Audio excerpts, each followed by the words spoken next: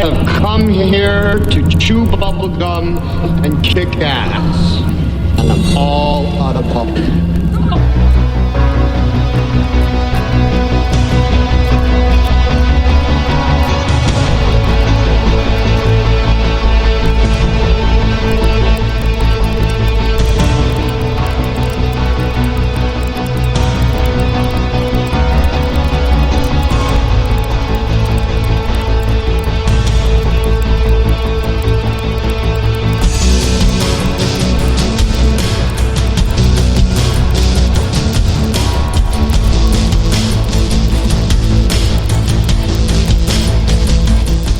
Ladies and gentlemen, boys and girls, children of all ages, welcome to the Bloviating Zeppelin's Berserk Bobcat Saloon. Today is Thursday.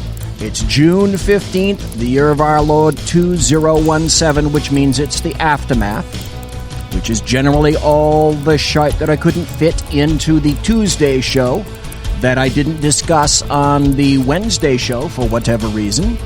And so we end up putting it on the Thursday show, courtesy of the SHR Media Network. Here in the saloon, we've got a whole bunch of things to go into. Many of them, well, some of them, two particular areas in pretty significant detail. This is just one of those funny nights where I can't put my finger on it. Something just seems to be a little off. In any event, you know what? We're going to belly up to the bar. We've kept your seat. We always do. It's great to see you back. I think, I don't think I know, Snowball is our bartender tonight, along with Tashay. So there's two bartenders working just for you tonight in the saloon. They pull with the best of them. I put my bartenders up against any watering hole in D.C., for that matter. And the lava lamp, as you can see, is well and truly lighted tonight. We don't water our drinks, just like we don't water our conversation. Politics, religion, crime, culture, economics, race, sex, science, law. We talk about it all here at the saloon. Nothing is sacred. The speech is free, but you know what? The booze is not. All we ask is that you jiggle the handle, flush the toilet, make sure you jiggle it. Don't forget to tip your waitress. It's a strange night. It was a strange day. It was a strange yesterday, for that matter. It's just, this has been kind of an odd, I don't know how to call it, except sort of a semi-disconnected week. It's a sad week. It's a busy week. We're going to be talking about some of the things that other folks have been discussing this past week. But we're going to go into some things in just a bit more detail. Now, tonight, we were going to have Dan Butcher on from High Plains Pundit. Dan can't be here tonight. He's feeling a little under the weather. So my apologies to you. If you want, send your prayers to Dan and tell him get well quick. And I'm sure he will. We'd like to see Dan again. So, unfortunately, he won't be here. We will instead have our phone lines open. Now, here's the thing, though. If you go to chat under shrmedia.com and you look under there, you'll see at the first page, you'll see Listen Live. Click on that. And then you'll come up to the page where things are going on. You click on chat, and boom, you're into the chat room. And I see that Mary Brockman is already in chat, so welcome. Thank you very much, Mary Brockman, for being in chat. And yes, you're right, Mary. Dan works too hard. That's very true. Dan has a lot of stuff going. I would rather him tell you all about it, but the deal with Dan is I am challenged if I have a blog at bloviatingzeppelin.net. I've been writing it since 2004. That's 13 years now. I have a difficult time with all the things that go on in life. I find myself having a difficult time making one post a day. Sometimes if I'm really on it, depending on all sorts of circumstances, sometimes I'll have 2 posts a day, maybe 3 posts a day. Now, if you go to HPP, if you go to High Plains Pundit, and Google that, you'll find High Plains Pundit Radio, High Plains Pundit TV, and that's all from Dan Butcher. Plus, he's an editor for a newspaper in Texas. So when you say, yes, and he does radio. So when you say all that, it's like, okay, Dan, where do you find the time to go to the bathroom and have lunch? For God's sake. This is no lie. Dan will put up himself sometimes 5 to 6 posts or more a day on his site. To say that Dan is a busy individual is just a bit of an understatement. So anyway, God bless, Godspeed to Dan. Hope you get better, sir. And we hope to see you again when you feel better on Thursday nights. We're going to try to have Dan on every Thursday as a continuing contributor to the Saloon. Anyway, so as I was saying, if you go to chat, you'll see at the top of the chat the number if you want to call in a little bit later on. There'll be thousands of people calling, so please keep it to 5 minutes. Try to keep things pithy. And that's not me with a lisp saying pissy. That's pithy. All right, I do have a bit of a lisp when I say that particular word. So the phone lines will be open. There's a lot of interesting news and one particular article that just as Sackheads went off the air last night, Clint and Sean and I were looking all around the news, and we happened to find this, and it was one of those butt-puckering, oh, shit moments when we saw this particular piece of information. And it went like this. Now, I'm reading the aftermath, if you will, but essentially, this is from CNN, but this occurred last night, Eastern time, I think at about 6 o'clock, if I'm not mistaken. So that's 9 o'clock, no, that's about 3 o'clock here on the West Coast. I'm on the left coast, for God's sake. Anyway, this particular headline on CNN goes, Port of Charleston Terminal cleared after potential threat.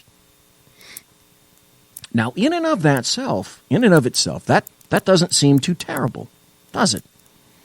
And it involves the Wando Welch Terminal in Charleston, at the Port of Charleston in South Carolina. But when I begin to read the article, I'm going to read the article, and then I'm going to give you some information that you may not have known about how the federal government works. The article goes like this, and as soon as I get into it a little bit, your eyes are going to widen up, and you're going to say, what if? Here we go. A South Carolina port terminal was briefly evacuated because of a potential threat in a container ship, then reopened early Thursday, which means they took at least a good 12 hours to go through this, opened early Thursday after authorities scanned it and cleared it. All right, still doesn't sound too bad. What kind of a threat are we talking about? Authorities got a warning Wednesday night of a threat in a container on a ship at the Port of Charleston, the Coast Guard said. Again, South Carolina. Big port, busy port. The ship, Maersk Memphis. Now stop. For those of you who are not aware, Maersk, the Maersk Lines, M-A-E-R-S-K, they run a massive freight shipping line primarily consisting of container ships.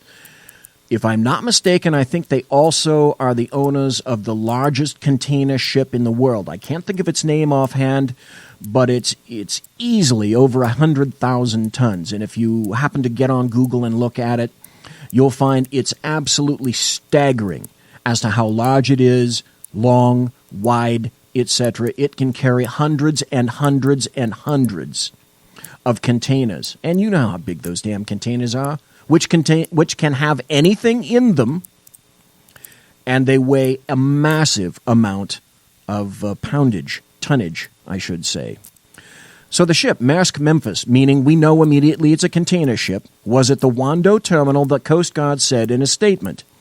The terminal, which is used for container cargo, was evacuated to allow federal, state, and local bomb detection units to conduct investigations. Authorities did not detail the nature of the threat. Let's go into that a little bit, because if they don't tell you, I will. When the threat was ongoing, the Coast Guard tweeted that a safety zone has been established around the vessel as multiple agencies investigate. Several hours later, it gave the all clear. Again, all right, there was some kind of an issue. You don't exactly know what it was, though, yet. Unified Command determines stop. That's a clue right there.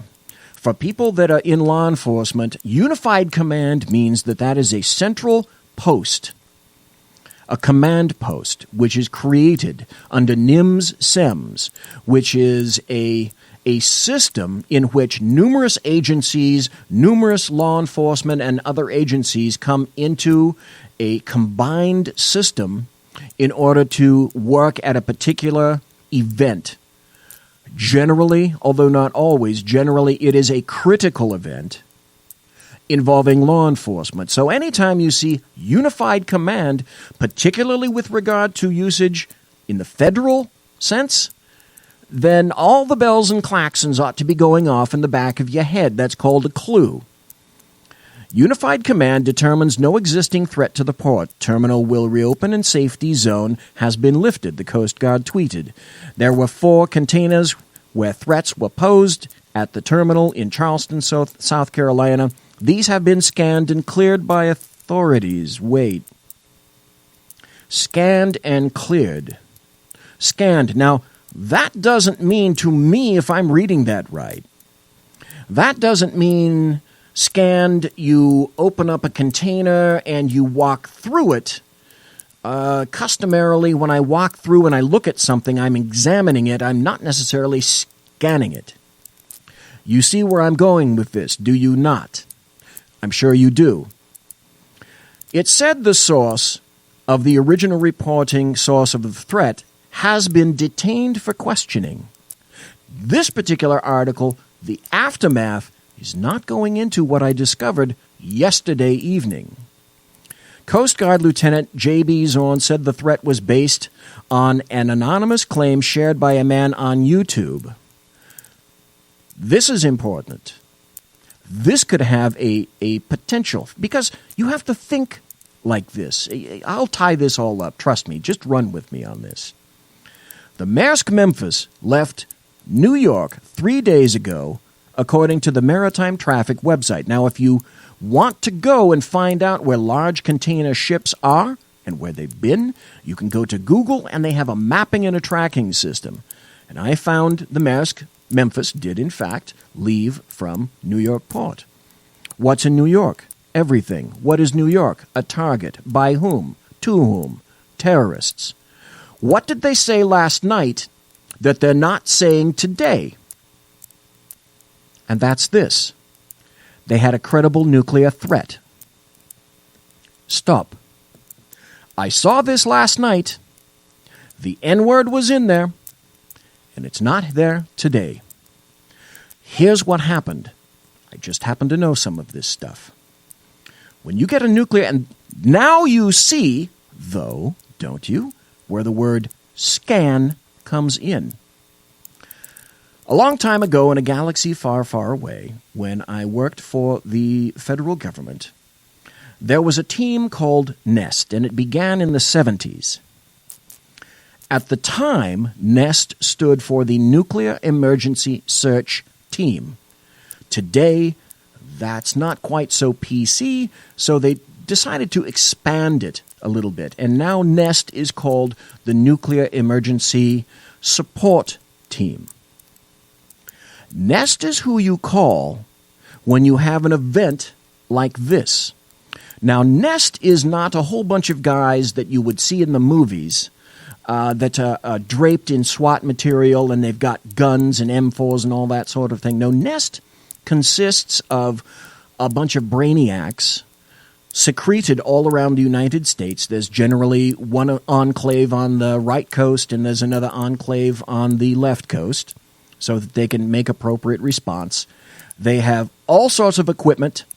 They have all sorts of scientists, all sorts of doctors, all sorts of personnel who are well-versed in nuclear physics, and also the determining and location of nuclear and fissile materials. Because you want to make sure that if you have something like this, you have the appropriate people who are called in an emergency, to come in and examine the scene. And so what's one of the first things you do? You seal off the area, and that's exactly what happened in this port. Now, another thing that you don't know about NEST, because they do their... I'm not revealing any secrets here. First, let me tell you that. You can go on to Google or any search engine and go NEST, and you're probably going to get first a thermostat. Hits back about a thermostat, the likes of which I really don't know what the hell that is. But to me, it's a federal system. Now, let me tell you something about NEST.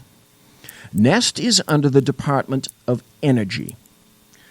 The Department of Energy is tasked with ensuring the security, safety, amongst other things, of fissile materials all throughout the United States.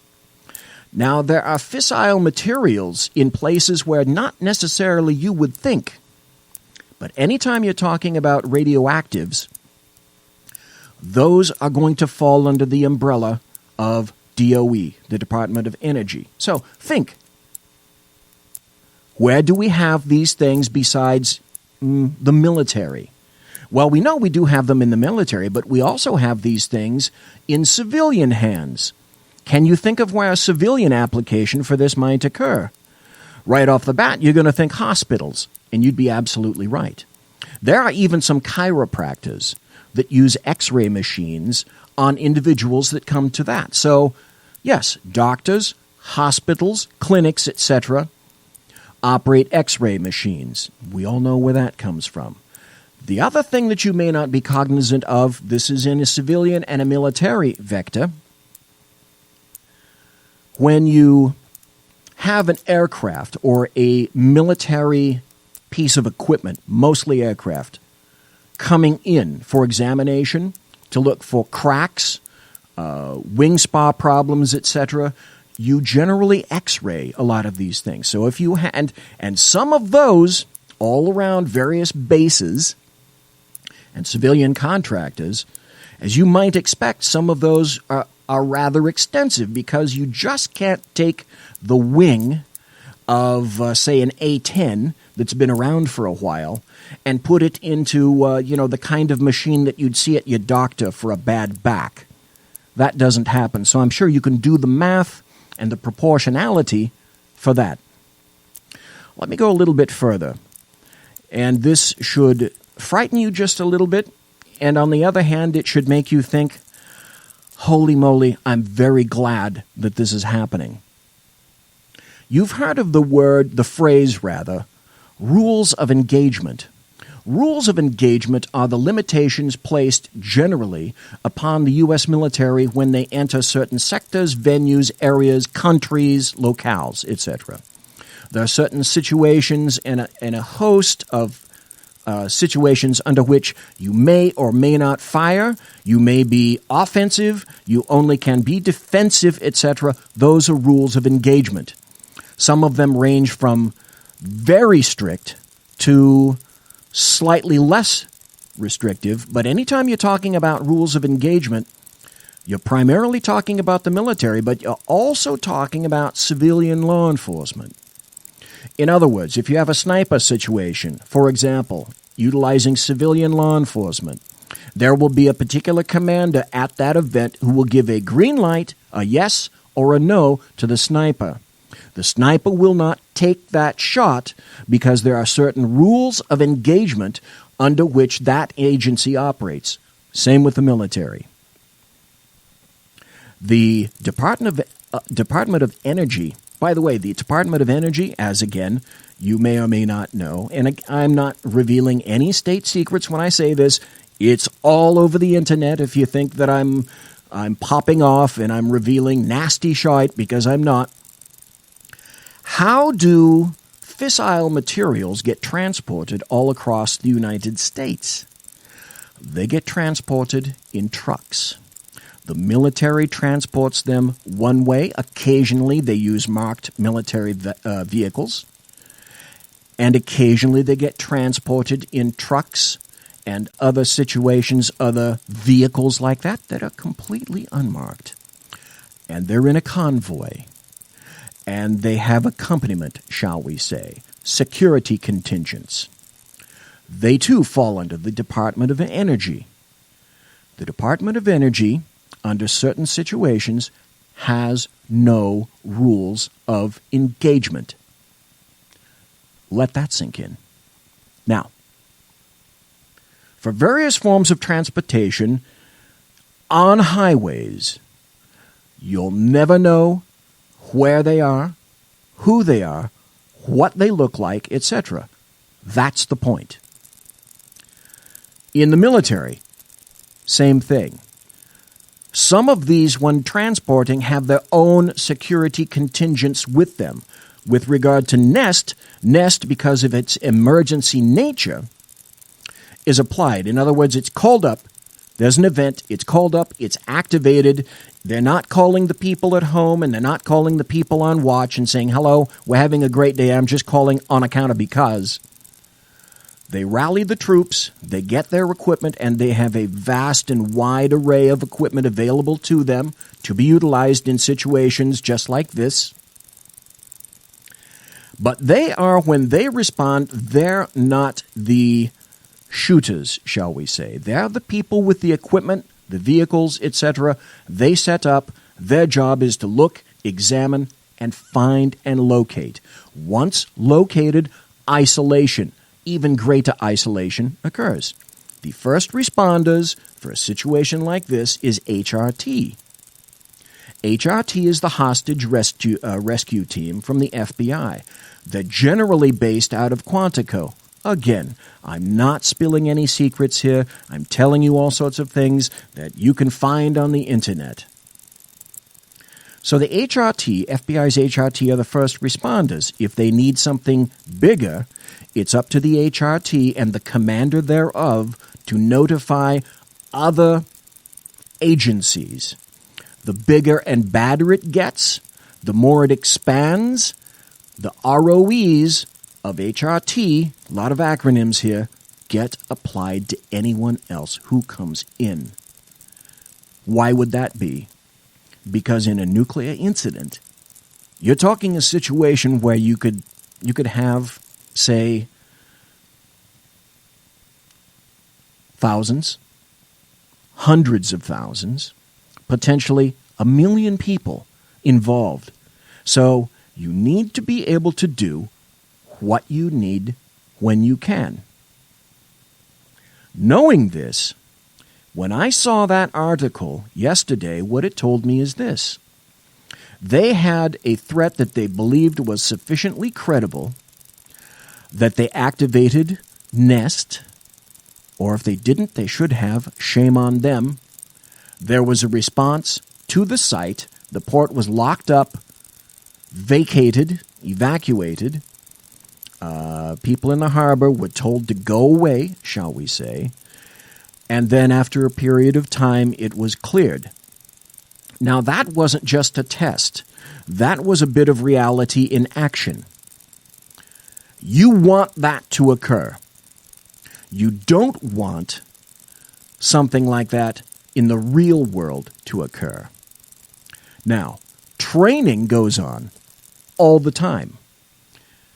This is semi-unusual because this information got out to the internet and people picked it up. So holding secrets anymore, so to speak, it's getting more difficult to do. What this tells me is it was sufficiently large and there was sufficient concern to make the appropriate activations. They did their job. It wasn't a training event, and then they all cleared. So it's good to know that this is available, and I'm telling you, your nation is here to take care of you in that regard. But when I saw this, and when it was out, you can hear all the cascaded floodings going on in my fertile little wrinkled brain that this got out. It's good that these facilities and this equipment, material, etc., is available. But this is a reminder, once again, of the kind of world in which we live. And know you this, Port of Long Beach, Port of Oakland, all the various ports that are busy on the East Coast, hundreds and hundreds and hundreds and thousands of containers come into the United States every day. They're on the open seas, they're transiting the Atlantic, they're transiting the Pacific, and all other seas in between. And they frequently come to American ports. You and I both well know that it is physically impossible to scan and examine all of these containers. The best we can do is what we can at the time that we know it. Just know that this is not ignored. There are people whose jobs it is, not just customs, other agencies. There are the people who are tasked with this. And this was another event which got out because it was sufficiently large that you couldn't quite put a lid on it immediately. But just to say, I was surprised. I can't say necessarily shocked. What I can say is that it caught my attention. Now, you will never know how many activations there are per day, per week, per month, per year. You'll never know. That's not for you to know. That's not for anyone that isn't cleared to know. Obviously, purposely. What I can say, however, is that you can be thankful that there are people like Nest around doing their jobs. And if you ever wonder, is there an agency tasked with doing this? Yes. It's been around since the 70s. It's called Nest. They don't particularly want you to know about them. They don't particularly want you to know about the rules of engagement under DOE. However, in my opinion, you should be very, very thankful that these folks exist. There's probably going to be some more. We may not hear about them. We may, if they're of sufficient influence that you really do have to do some evacuations. Many, and I'll just leave it at that, many of these events are sufficiently small that you don't have to go to that step.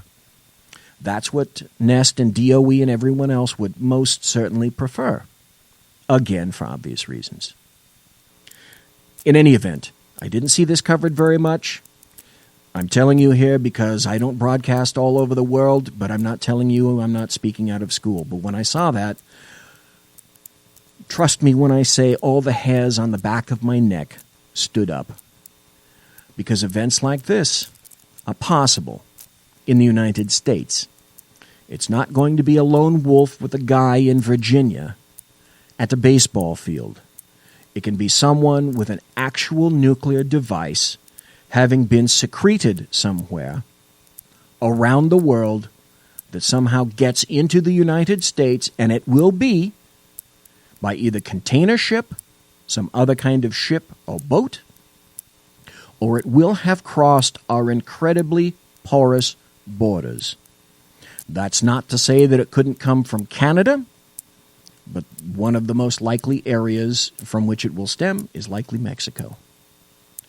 That's not to say that there isn't something already here, that there aren't already elements here, but you want people like this to be around, and you don't want to hear about events like this, which is why when I heard it, it was a little bit uneasy. Folks, we're going to hit a break. We'll be right back. Please continue to listen. You're listening to Thursday's The Aftermath here at the Saloon. Thank you. Conservative media done right. You're listening to the SHR Media Network. Breaking news. According to the latest report coming out of SHR Media, a merchandise store to support both the Reaver of Common Sense and SHR Media has just been unleashed to the general public.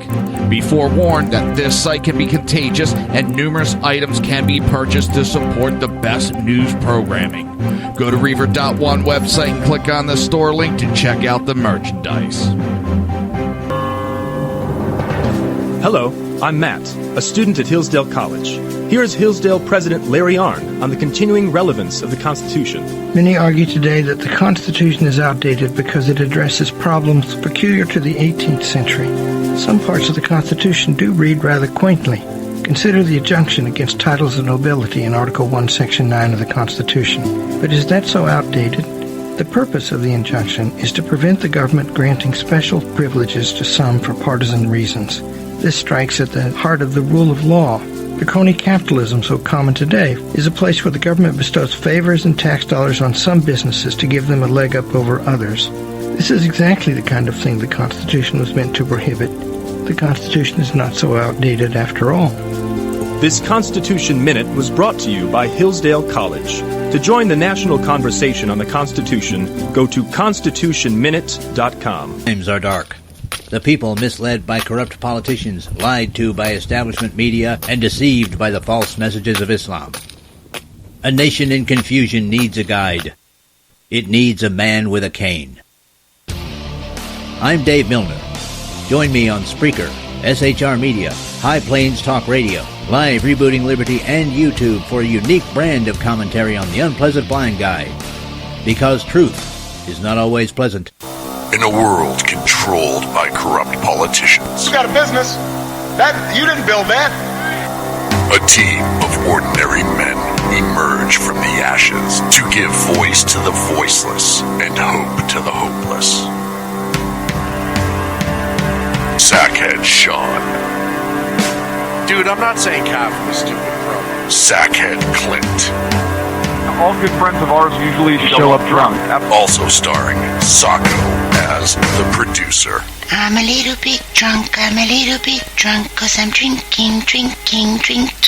They are the Sackheads Radio Show. Every Wednesday at 8 p.m. Pacific on SHRmedia.com.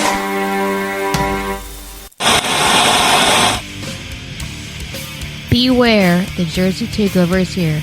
Every Monday through Friday, 11 a.m. to 1 p.m. Eastern Standard Time. You can catch the Reaver of Common Sense show, hosted by Jersey Joe, right here on SHRmedia.com and HighPlainsDailyNews.com. Only Jersey can deliver hell like no one else, so consider this your fair warning.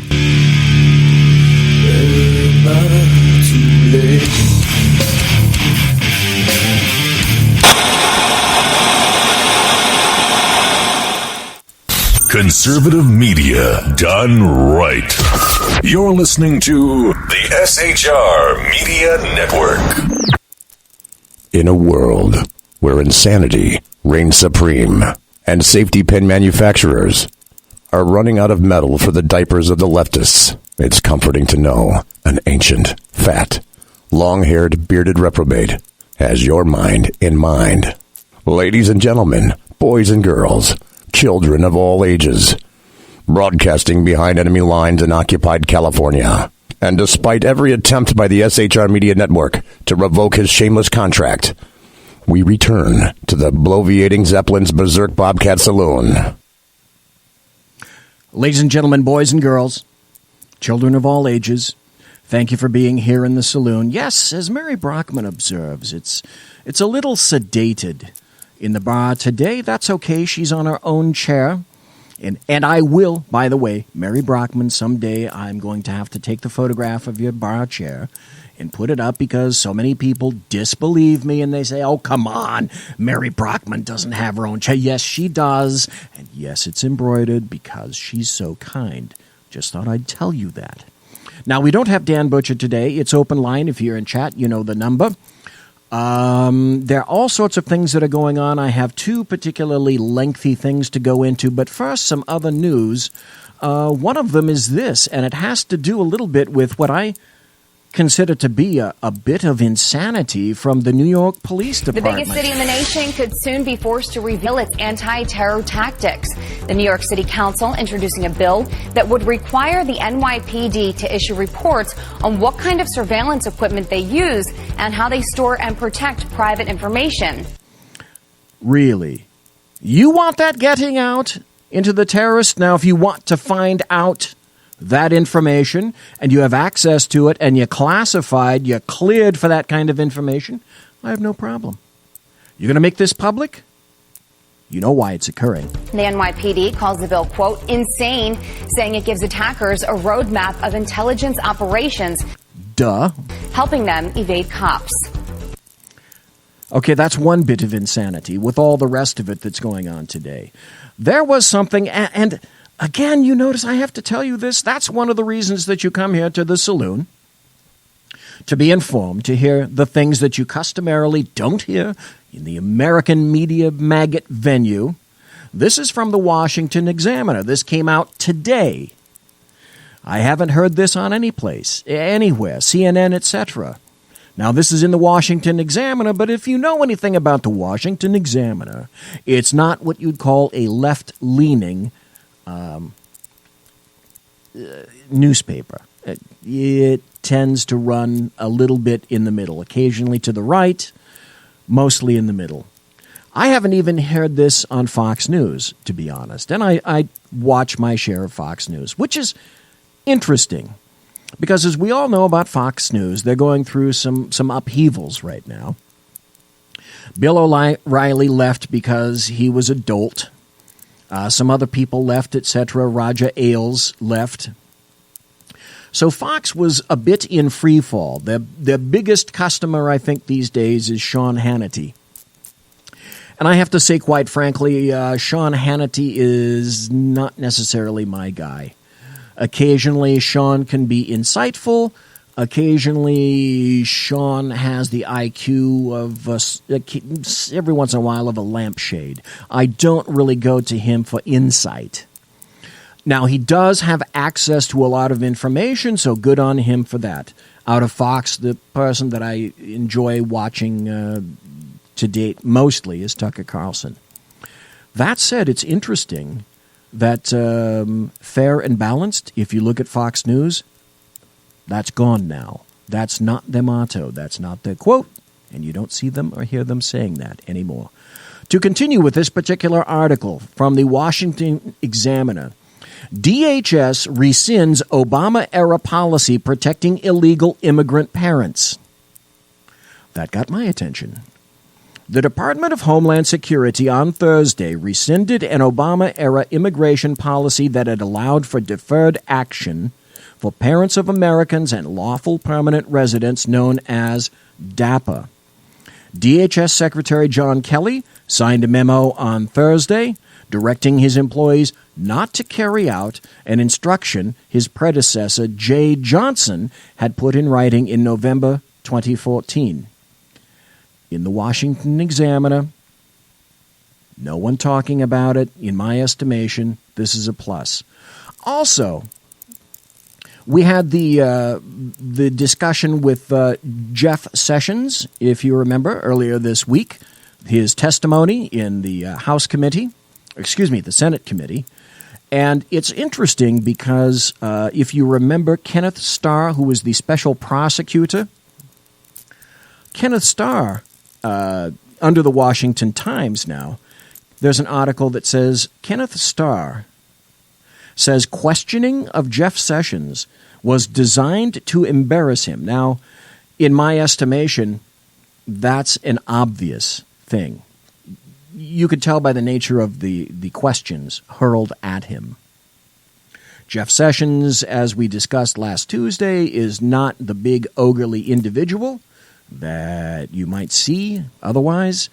I think he held up quite well. But even Kenneth Starr is saying, out in the open, he said Thursday that Attorney General Jeff Sessions was within his right to refuse to answer questions over possible claims of executive privilege. The Attorney General was exactly right. He was protecting executive privilege. He wasn't asserting it. Mr. Starr said on CNN. Do you see the difference? He wasn't asserting executive privilege, but he was protecting the executive privilege of President Trump. That is a difference and a distinction. That is a difference and a distinction that the leftists in the committee did not want to discuss. Mr. Starr acted as an independent counsel during the investigation into former President Bill Clinton for the charges of perjury and obstruction of justice. A report, by the way, if you remember, if you were around in those days, was issued. Really thick report. He said the repeated question of Mr. Sessions in open session was designed to embarrass the Attorney General rather than get answers. He was asked continuously, repetitively, what conversations did you have with the president? To me, it was in fact a very well-known drama, Mr. Starr said. I think it was an entire exercise that was intended in large part to embarrass the Attorney General. I say to Kenneth Starr, thank you for stating the obvious. And I say to the Washington Times, thank you for printing the obvious. Then there's another article that has been primarily ignored because this week has been Sessions. Last week was Comey. And then, of course, we had the terrible shooting yesterday and all the results, which we are going to discuss in a bit. I've got numerous audio cuts for you folks about that. But here's an article from Breitbart. Again, mostly ignored, but that's why you come here to the saloon to hear about this. How Russia probe exposes Loretta Lynch for possible wrongdoing in Clinton email case. There's going to be some blowback coming to the Democrats for the insistent and consistent and unending insistence that every investigation possible be opened into Russia. Well, as you know from yesterday, Bob Mueller, not Mueller, M-U-E-L-L-E-R is pronounced Mueller, okay, not Bueller, decided that he, on his own, was going to expand the original thrust of the investigation, which was into Russia. Now, Robert Mueller is going to expand it into obstructionism by President Trump. This is Mr. Mueller taking it on his own, I'm assuming, and deciding independently, because he is an independent counsel, that this is the direction he wants to go. Question for you. If this is the direction in which he wants to go, what does that tell you about the things that he may or may not have found out about Russia? Back to the article about opening the door and perhaps finding some other things about Democrats that they didn't want you to know. In the course of the investigation into alleged Russian interference in the 2016 presidential election, serious questions have been raised about the possibility that former Attorney General Loretta Lynch may have engaged in wrongdoing with regard to the FBI's criminal investigation into Hillary Clinton's emails. There are three main issues surrounding Lynch's possible misdeeds in the Clinton email probe. One is Lynch's infamous tarmac meeting last June at the Phoenix Sky Harbor International Airport, in which former President Bill Clinton, the husband of the FBI's main subject in a criminal probe, Hillary's email case, boarded the Attorney General's plane and reportedly stayed there for about 30 minutes for a private chat. The second concern is Lynch's reported directive for then FBI Director James Comey to publicly refer. Hang on just one second. We're going to answer this. It looks to me like we have a call, and we'll turn this up. And do we have a caller there? Yes, you do, Mr. Beasy. It's Mike. Okay. Are you via Skype or are you on a telephone? I am on a telephone. Okay, for some reason I'm not hearing you, and I don't know if the people in chat are hearing you. I can hear you over the speakers in the on the laptop itself, but that's all right. If folks can hear, what's your question, sir? Let me correct you on one little thing. It's not. You said this is where he's taking this obstruction is where he's taking it. No, it's not where he wants to take it. It's where he's forced to take it after the admission by most of these guys that there is no ties to. They can't prove that there are any ties between Trump or any of his guys to Russia. So he's being forced to take it into obstruction because they can't prove it otherwise. I don't know if he's forced per se. I would say that perhaps it was suggested to him that he go this particular direction. Forced may be a little bit harsh, but I will say this. Whatever suggestion was made, and I use this if you're looking at YouTube, these are air quotes, suggested to him that he do this, I don't think he had any personal problem with that whatsoever, due to the nature, as we already know, of he with James Comey, for example. Best buds, good friends, etc. There are lots of people that say that Mueller should recuse himself. He shouldn't have been chosen in the first place. Well, that choice was from the Trump administration. Let us not forget, they thought that he was sufficiently unbiased and that both sides of the aisle just thought he was the epitome of pure and proper, and we're discovering not quite. By the way, if we get to it later on tonight through some of the other things, I have a very interesting article to read to you from Byron York about Robert Mueller. I understand exactly what you're saying. And forced, I would say that it was suggested to him that he do that. I'm thinking now, question for you now, Mike. Do you think it was because he was discovering that at this point there wasn't a lot yet to say with regard to Russia? Yes, you're right. There wasn't a lot left to say, and it didn't help him that a bunch of Democrats say came out and say there are no links and this, that, and the other, that it didn't help him that these guys came out and said this stuff, and so, and granted, now here's a big what if. What if he does open this thing up, and instead of the obstruction coming from the Trump administration, as they think it might, like you said, the obstruction comes from, Loretta Lynch and the Obama administration. Mike, you have asked the question of the century, and that's this. There's a rule of holes, and it's something like this. And this was told to me years ago by my saintly mother, and the rule of holes is when you're getting yourself into a hole, the first thing you must do is stop digging. The Democrats are in a hole.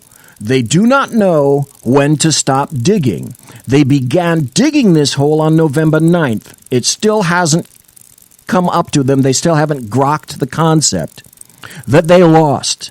They lost the presidency. They don't have the House. They don't have the Senate. They're back on November 9th. So they've decided that it's in their best interest to open all these doors with all of these various investigations, with a caveat that's incredibly, incredibly important that you pointed out. It's an if-then equation, as I want to say. If you open the door, do not be surprised when other people walk through it. When you walk through it, do not be surprised what you discover in the room that was prior closed off to you, and the only person responsible for entry into that room was you. So yes, Mike, you hit on an excellent point on that. Thank you. They're also making it political, calculation that this will lead to them getting back to House and getting back to Senate. But the problem with that is, how can this lead to that if you lost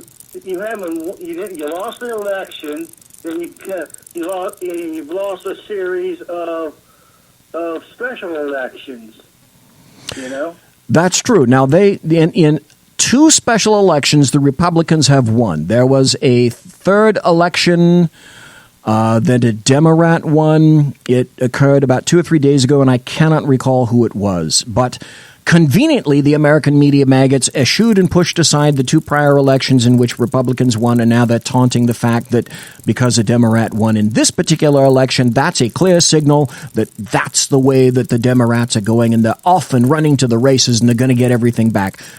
I think that's bullshit. But that's just me. I think it's bullshit as well, and that's that's the thing. I mean, how can they sit here and say that when they can't win anywhere in the South except this one seat in Georgia? That's where you think it was this guy Ossoff that they won in Georgia. Okay, that was it. Seat, in other words, that was it. That's the one that I was thinking of, the one in Georgia. Thank you. Right, they won a new seat, and which this is a special election, and there's a good shot that they lose that in the next election coming up. Because that seat is a reliably Republican seat, and this was probably a weak candidate in the first place. Ms. Handel was a weak candidate in the first place because she had never won an election higher than, I don't know, dog catcher. Well, this is all. This is all part of the strategy. Other than that, you look all across the South, and there's only one seat that they've legitimately won in the South, and that's here in Louisiana. And that's a black Democrat here in Louisiana that they've legitimately won in the South. Other than that, nothing. Okay. Here's another very important point. And you did touch on it by asking that question, and that's this. 2018, next year's midterms, and the people on the right, conservatives, the GOP, and various pundits were saying, you know what?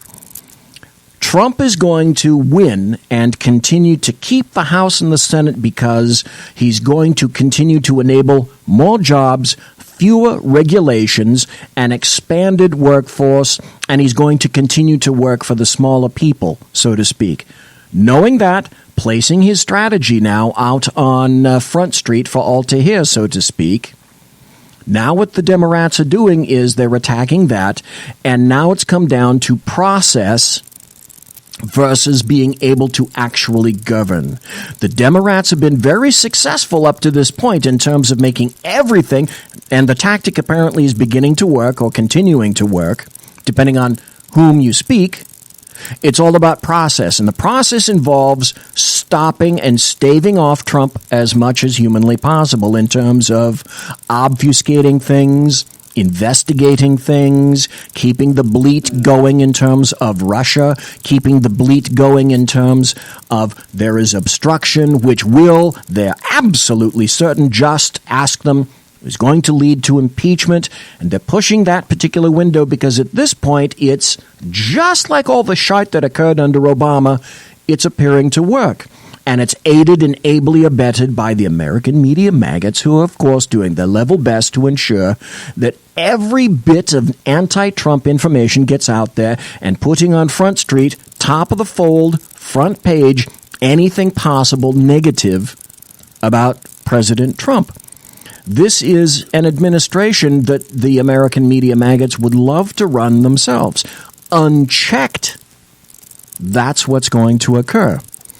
Mike, let's see, we got about another 5 minutes. This is another political calculation, is that they think that they're making the calculation that the real Americans care about the process of things that go on in Washington. The process. Not getting things done, the process. Real Americans do not care about the process of Washington. Maybe they should, but they don't. And that could come back and bite the Democrats in the head, It's interesting, again, that you're saying that because there are some people on the DNC and the Democrat side that are beginning to stand back just a bit and take a much larger perspective. There's some chatter, sub rosa, underlying subtexts that maybe we should back our asses off of this continuous bleat might not be going real well for us. Perhaps it's time to change direction or change tactic. But again, the Democrats, like many in the GOP, are at loggerheads, which is why we got all the things that we got yesterday. Now, I'm going to go to that after the break, and I've got a lot of significant material to present after the break. And I'm going to go into that in detail with numerous audio clips involving some things that I can guarantee the people here have not yet heard or been aware of. I'm going to tie it all up. It's incredible the manner in which the American media maggots and leftists have gone to the point where it's acceptable and condoned to use violence against people in the GOP, the conservative side, and against Trump. Mike, do you have a final point, sir? Final point, and I go back to what Russia said about his theory about the media maggots, and he says everybody thought that the media maggots were an arm of the Democratic Party, whereas he's starting to believe the opposite is in total, that the Democratic Party is an arm of the media maggots. You could make a bit of an argument for that. They're sort of one at the same. In mindset, in philosophy, I'll go you this. Yes, they're primarily the same. All they did differently is decide that they were going to get into two separate houses of power. Do not mistake that the media in this nation and throughout the rest of the world have a great amount of power. They've decided to go into that venue. Initially, it was because they wished to expose corruption and let people know what was going on.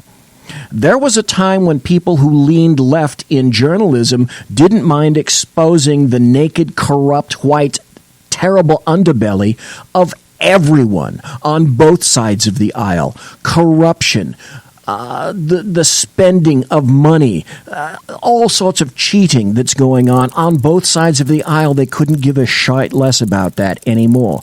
That's what journalists are doing these days. The 180 of that... Now, let you go on that, DZ. Okay, the 180 of that is all the people that are in Washington that have decided that's where they're going to keep their power. In other words, they're going for more personal aggrandizement than those in journalism.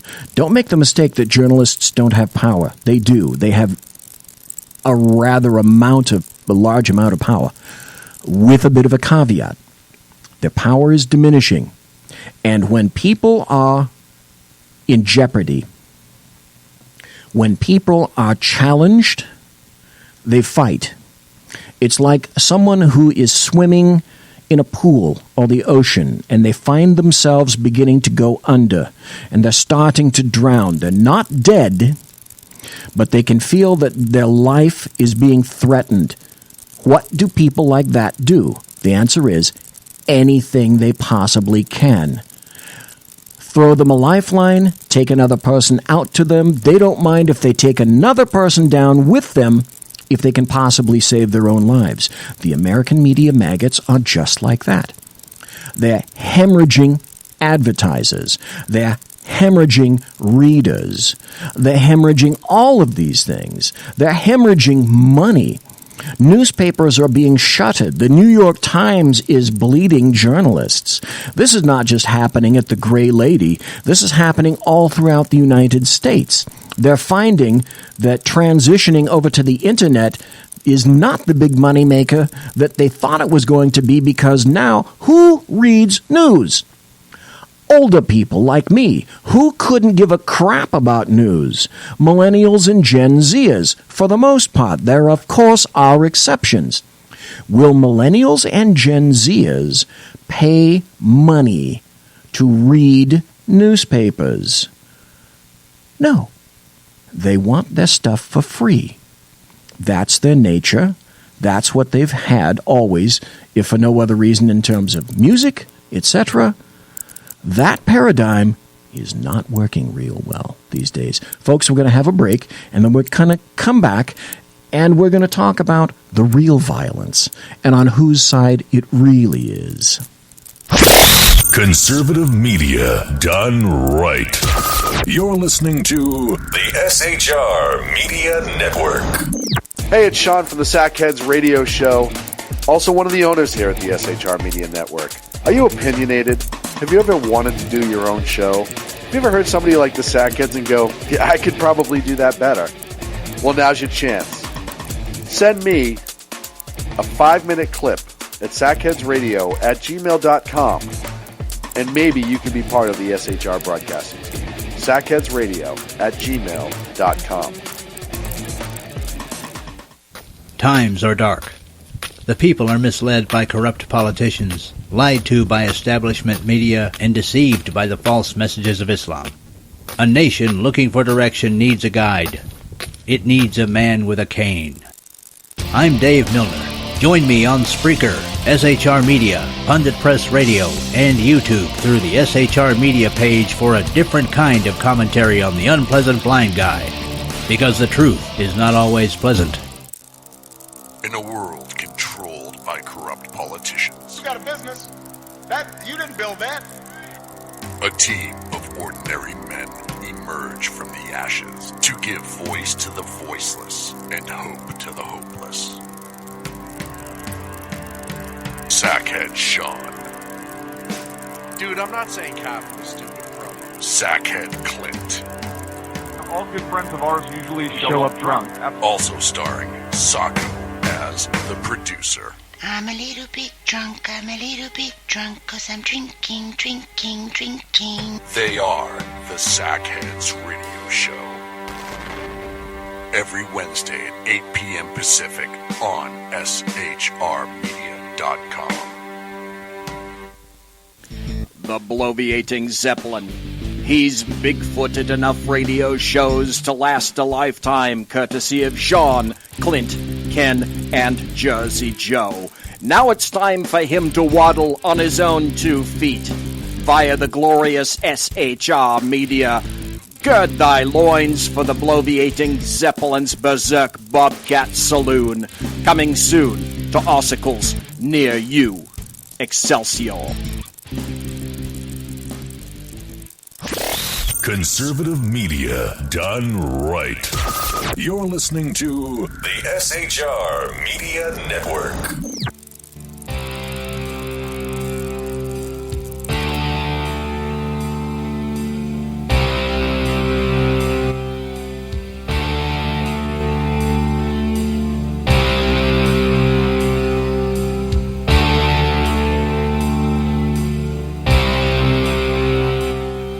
Ladies and gentlemen, boys and girls, children of all ages, welcome back to the bloviating Zeppelin's Berserk Bobcat Saloon. My, that mic is a little hot. There we go. Let's turn that down just a bit. Anyway, Mike called in, made some excellent points. Thank you. The number is open. If you happen to be in chat, the number is right there for you. And that's why I want you in chat. So if you go to chat, you can find out the number. You can call in. And we have in the chat room, darn me for not saying this earlier, we have Bigfoot, of course, we have Mike, and Mary Brockman, who says, call in. That's not my thing. And Mike says, waddle on, BZ, waddle on. That's exactly what I'm doing. Thank you ever so kindly. It's been kind of a weird week, a strange week. I've been off. I don't know if you've been off, and I don't mean off like unemployed because I'm retired, so I'm not unemployed. I'm making a darn paycheck, okay? But in any event, it's been things have been sort of askew. And I can't say that it wasn't necessarily made worse or nothing good happened because of the shooting yesterday. And I think that's probably why a lot of people just feel we've really come to this. Have we really come to this? And yes, we have come to this now. Now, folks will say on the left, oh, don't forget that evil right guy shot Gabby Giffords. And they'll say, no, that wasn't a one-off because all the violence is on behalf of the right wing, correct? Yes, all the violence is on the right wing, except no, not really. All the violence has been on behalf of the leftists for at least the past year, and most certainly since Trump got into office. Do you remember this particular piece from the Attorney General Loretta Lynch when she happened to say this? I know that this is a time of great fear and uncertainty for so many people. I know it's a time of concern for people who see our rights being assailed, being trampled on, and even being rolled back. I know that this is difficult, but I remind you that this has never been easy. We have always had to work to move this country forward to achieve the great ideals of our founding fathers. And it has been people, individuals, who have banded together, ordinary people who simply saw what needed to be done and came together and supported those ideals, who have made the difference. They've marched, they've bled. Yes, some of them have died. This is hard. Every good thing is. We have done this before, we can do this again. Perfect. Let's make sure that people bleed for this. Oh, but wait, tacitly unsaid, we don't want to bleed. You're going to bleed. Thank you for Loretta Lynch for setting the tone, continuing to set the tone for the prior administration. We have to resist. It's a resistance. The Democrats are not a party of assemblers. They're a party of identity politicers. It's all about who you are and your victimhood. So, hey, it's time to make people bleed, but it won't be you and it shouldn't be you. And so it was. Yesterday, Wednesday, June 14th, when a man who quite publicly, vocally and vehemently said it's time to destroy Trump and company, he decided that he was going to spill some blood. Filled with the vigor of the righteous left and emboldened by recent overt acts and displays of violence against conservatives, Trump and the GOP, one man decided that he was going to kill as many Republicans as possible on a baseball field, who were there to just play baseball and practice for a game today, which has been going on for quite some time, of Republicans versus Democrats. But did he go to the Democrat ballpark? Did he take a weapon to the Democrat side? No, he did not.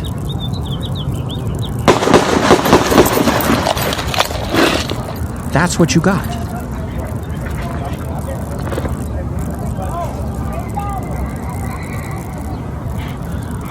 People said 30, 40 rounds.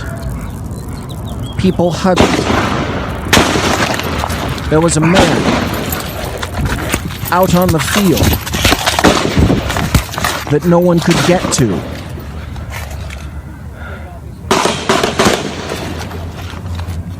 There were other people that were backed up into the dugout on the baseball field. And this man had two weapons with him. A long gun in 7.62 millimeters and a handgun. And this is what they heard that day in a Virginia park as Republicans came to do nothing but practice for baseball. That's what passes for good times for the leftists and the progressives and the anarchists, because many people after this shooting said this wasn't just an okay thing, this was something that you could aspire to. From the LATimes.com, House Majority Whip, several others shot at congressional baseball practice. House Majority Whip Steve Scalise from Louisiana, Mike, your state, Republican, was shot at a Republican congressional baseball practice Wednesday morning by a gunman who appeared to have targeted members of Congress. We know that that's exactly correct. We know that that's exactly what he did. Specifically targeting members of Congress.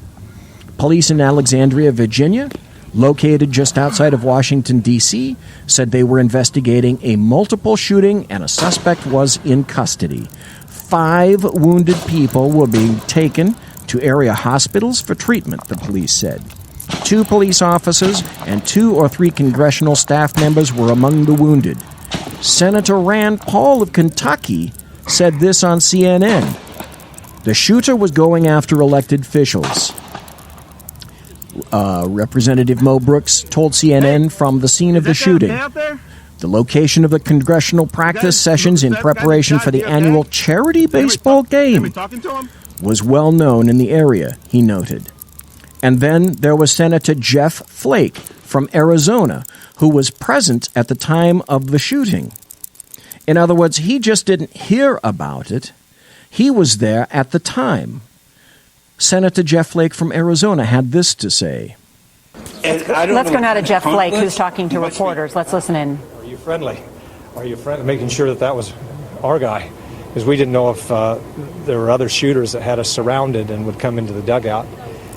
So we didn't know whether to run or not. But as soon as we found out we had a friendly behind us, then we stayed and tried to keep down. I poked my head up at one point and saw the shooter behind the backstop, or behind the fence, but he still had a line of fire into the dugout. Firing through the fence? Well, he was firing around, but he still could have fired into the dugout. That's why he kept everybody down. Joe Barton's boy was here, 10-year-old, just shagging balls, and we got him into the dugout and stuffed him under the bench. And Joe Barton is who, sir? Joe Barton is a congressman from Texas. He's the manager. Did this appear to be a coordinated attack? Well, it looks like only one shooter. Stop. Expecting absolutely nothing. Would you think that you shouldn't take your children to this? It's a beautiful summer day in Virginia. It's 7 o'clock in the morning. All you're going to be doing is practicing for a charity event that was held tonight already. It already occurred. By the way, it made over $1 million. So you've got to assume he knew what he was doing here. Whether he was targeting certain members, we don't know. How long until he was down? It was at least 10. It seemed like a lot longer, I could tell you, but it was at least 10 minutes. Senator, did you realize that there were Capitol Police officers armed with you here? Yes. You knew ahead of time. So. We did. Steve Scalise is a member of Listen to this. the leadership team. He's the whip, and so he has a security detail. There 2 of his detail were shot. One African-American gentleman shot in the leg, and I believe he's the one that brought the shooter down.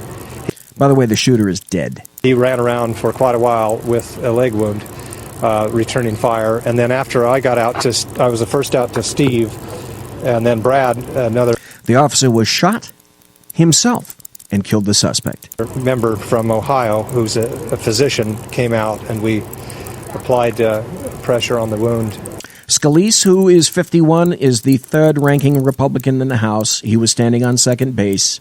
If it weren't for the fact that he had a high-ranking standing in Congress, there wouldn't have been anyone with any weapons at that scene, because you may or may not know, you do now, certainly after this event, congressional people, congressmen, generally, unless under certain specific conditions, do not have a security contingent, because you'd have to take 435 members of the House and give them 2 to 6 people for their own personal security contingent, vehicles, locations, jobs, etc.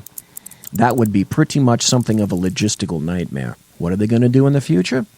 That depends. Reuters wrote today, by the way, of the condition of Steve Scalise. U.S. Congressman undergoes another operation after shooting.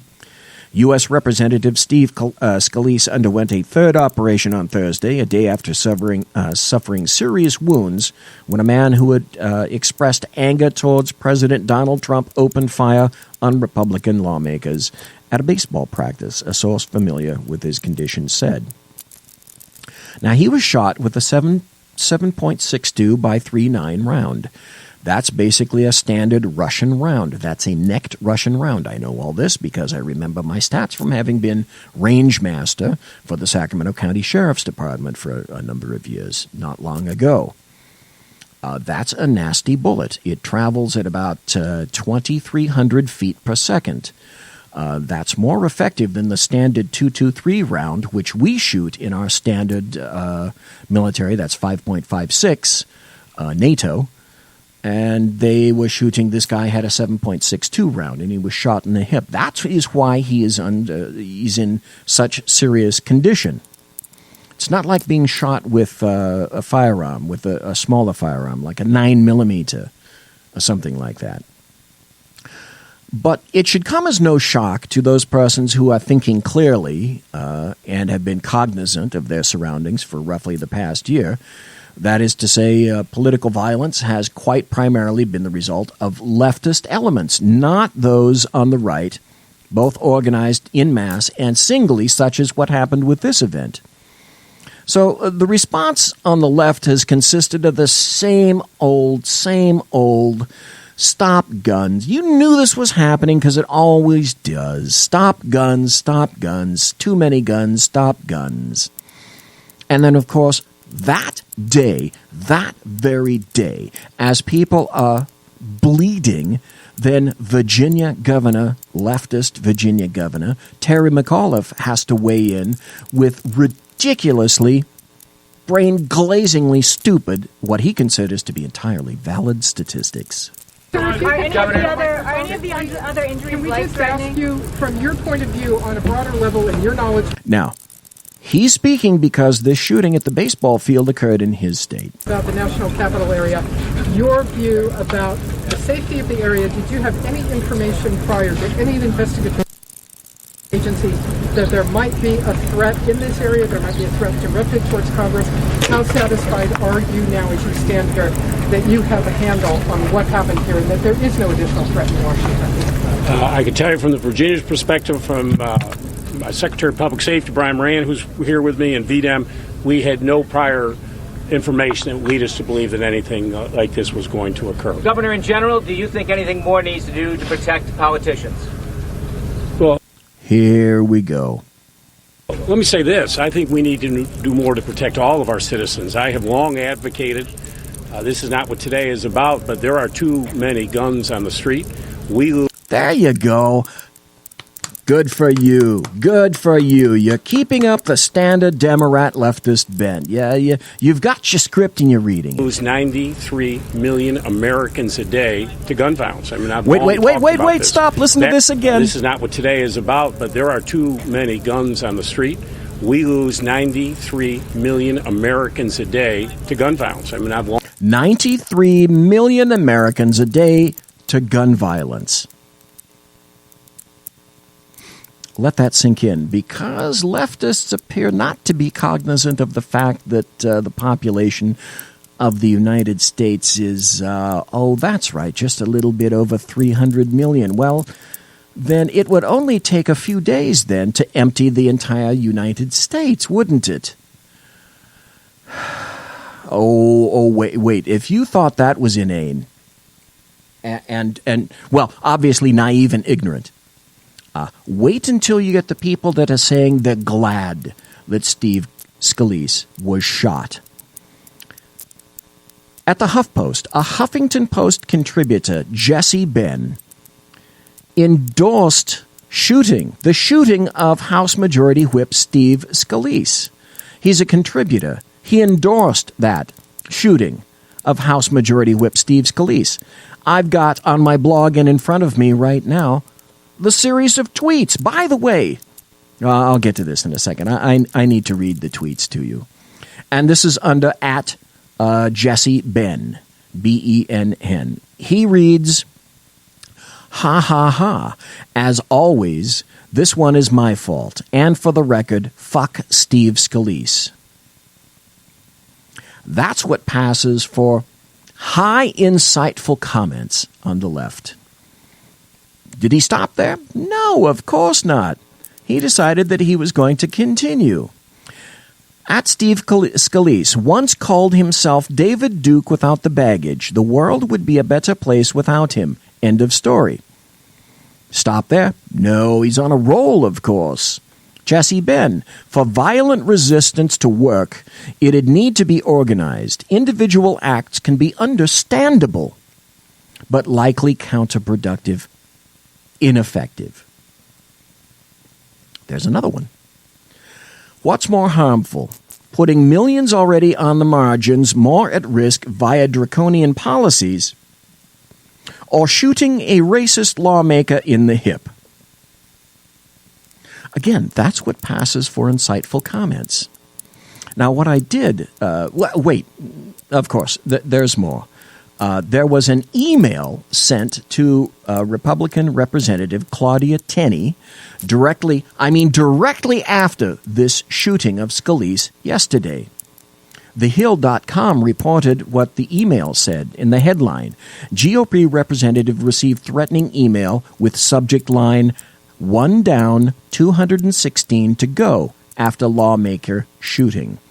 The office of Representative Claudia Tenney, Republican, New York, received a threatening email with the subject line, 1 down, 216 to go, shortly after a shooter opened fire on a GOP lawmakers who were at a congressional baseball practice, according to her office. The email read, "Did you not expect this? When you take away ordinary people's very lives in order to pay off the wealthiest among us, your own lives are forfeit. Certainly, your souls and morality were lost long before. Good riddance," the email says. Both of those directly after the shooting of Steve Scalise. Let's also remember that it's Democrats who have already called for violence and blood in the streets. There was an interchange on CNN where Mika Brzezinski, and she's the co-host of Morning Joe, said to Tim Kaine, Senator Tim Kaine, a Democrat out of Virginia. So, broad question about the future of the Democrat Party, especially given your firsthand experience with what we've all been through. There's so much going on here that we clearly see, places where you can criticize what the administration is doing, but how does the party rebuild? How do you prevent overreach in a situation like this? How do you prevent a continuation of the bubble in a situation like this? And how does the party reclaim its reach across the country while fighting these battles? And Tim Kaine decided that he was going to say this. I may or may not get into it. This is a semi-lengthy cut, but I'm going to read you what he said. Joining us from Capitol Hill, member of both the Foreign Relations and Armed Services Committee, Senator Tim Kaine of Virginia. Very good to have you on the show. Great to see you, Senator. Guys. Yeah, thanks much. Let's jump right into business. You were out at Dulles, is that correct? Yes, I was out there yesterday afternoon. Okay, yeah. Can you help me out? I'm seeing some media reports that are suggesting that the Border Patrol actually... Okay, you know what? I'm not even going to go there. This is too lengthy a cut. I'm just going to cut to the chase immediately and tell you what he said. What Tim Kaine said on Morning Joe was this. What we've got to do is fight in Congress, fight in the courts, fight in the streets, fight online, fight at the ballot box. And now there's the momentum to be able to do this. And we're not afraid of the popular outcry. We're energized by it. And that we're going to help us do our job and do it better. So who's been calling for this? People on the right? I don't think so. In reference to that, the Daily Kos also wrote, Virginia Senator Tim Kaine calls for fight in the streets against Trump. And the headline said, so let's push him to fight. Words of war? You figure it out. You watch. You look at the results. So what about the calm, enlightened, cooperative, unifying, and tolerant speech of the new DNC chair, Tom Perez, who was elected over Keith Ellison? Oh, my Lord, how I wish Keith Ellison had become DNC chair. And here's what I don't understand about Donald Trump and the Affordable Care Act.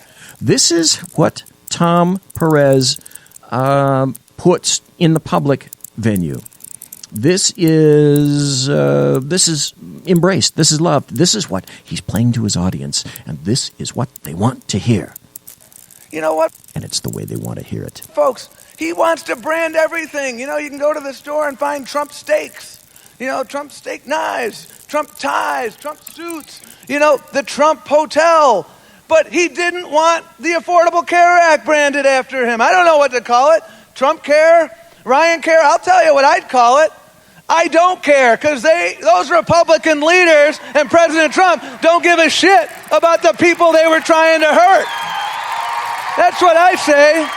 There you go. That's what passes for insightful commentary from leftists these days. But wait, like I say, there's more. There's always more. There's threats made to the families of Republicans. And this was documented on Politico.com, where the headline was this: "This is how we're going to kill your wife."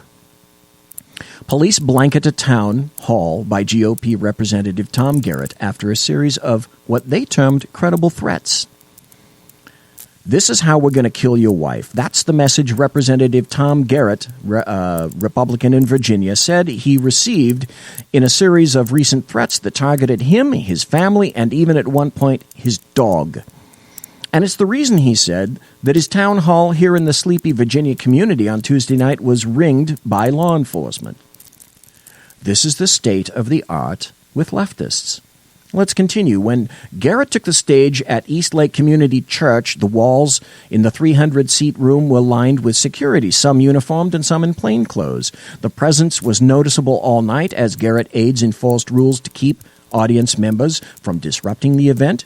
Though the town hall proceeded without significant incident, one woman was removed by police for repeated disruptions. Security personnel under the presence felt approaching hecklers throughout the evening and standing watch at all entrances and exits. The high security presence, Garrett said later, was the result of threats that Capitol Police and police and intelligence officials have deemed to be credible and real. So it's not just the Democrats. Hey, why stop there? It's good. It's good to threaten Republicans and conservatives, families too. They're fair game. First of all, we should be very grateful that nobody on the congressional side was killed. Nobody working for Congress was killed. This is Newt Gingrich directly following the shooting. I think our prayers ought to go out for Steve Scalise and his family and for the police and the other person who was wounded. Second, it certainly was a shock this morning. I don't think any of us expected today to take this turn. But it's part of a pattern. As you saw, the one sign this guy was holding, you've had an increasing intensity of hostility on the left. Look, I talk to college students regularly who say to me, if they openly are for Trump, they get threatened. Right, and threatened not just verbally, but threatened physically, harmed. I've had college students tell me they're threatened with getting beaten up. And it's not just with students, it's with, that's right, professors, say at Evergreen University. Some of them get death threats. The intensity on the left is very real, whether it is somebody holding up a so-called comedian holding up, the president's head in blood, or it's the comedian, right here in New York City, a play that shows the president being assassinated, or it's Democratic leading national politicians who are so angry they have to use vulgarity because they can't find any common language to talk about. Listen, that's it. That's exactly what Tom Perez just did, and you heard it here in the saloon. Now, Tucker Carlson is speaking to Mark Steyn regarding the violence and the suppression of speech, because Mark Steyn he had his speech suppressed in Canada and was sued and taken before a triumvirate commission because of an article that he published, that he wrote in the United States but was published in Maclean's magazine in Canada. But it's out of control. The violence, the suppression is out of control. Mark, is it too simple to connect the dots between this growing rhetoric of violence and what we saw today? I don't think it is, Tucker, because I think what they all have in common, going right back to the dawn of this administration, is that the left wants to denormalize and dehumanize, to use your words, its political opposition. And they do that in a variety of ways. So, for example, when Charles Murray wants to give a speech at Middlebury College, they have to have a riot. They don't have a debate in which they demolish his argument. Thank you. Thank you. Thank you. That was also, and again I say, if you haven't, go to YouTube and watch almost any of the Milo Yiannopoulos videos where he's speaking in front of college campuses. They ask him questions, and by verbal wit and skill, he demolishes their questions, and he demolishes the positions that they're attempting to portray. So I'll tell you what. We're going to take a break. It's the bottom of the hour. It's the last segment now here in the saloon. We're going to go to a break, and we'll come right back. We're going to hear some more of Mark Stein, and we're going to hear some other cuts as well. Thank you for being in the saloon. Please return. Conservative media done right. You're listening to the SHR Media Network. Hey, it's Sean from the Sackheads Radio Show. Also one of the owners here at the SHR Media Network. Are you opinionated? Have you ever wanted to do your own show? Have you ever heard somebody like the Sackheads and go, yeah, I could probably do that better? Well, now's your chance. Send me a 5-minute clip at sackheadsradio@gmail.com, and maybe you can be part of the SHR broadcasting team. sackheadsradio@gmail.com. Times are dark. The people are misled by corrupt politicians, lied to by establishment media, and deceived by the false messages of Islam. A nation looking for direction needs a guide. It needs a man with a cane. I'm Dave Milner. Join me on Spreaker, SHR Media, Pundit Press Radio, and YouTube through the SHR Media page for a different kind of commentary on the unpleasant blind guy. Because the truth is not always pleasant.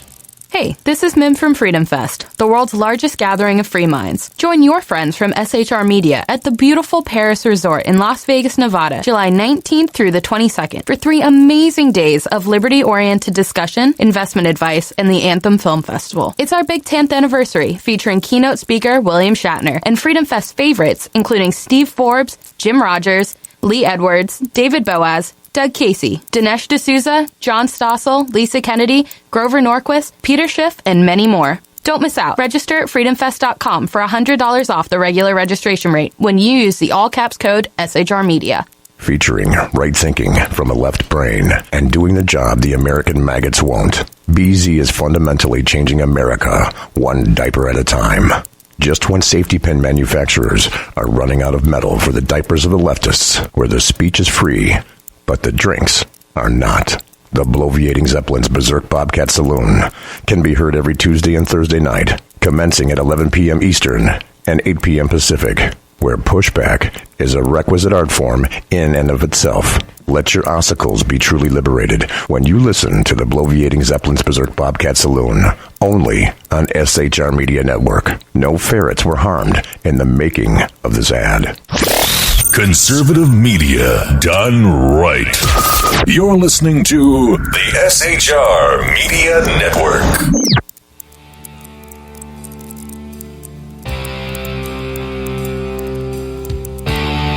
Ladies and gentlemen, boys and girls, children of all ages, welcome back to the Bloviating Zeppelin's Berserk Bobcat Saloon. It's Thursday, it's June 15th, the year of our Lord 2017.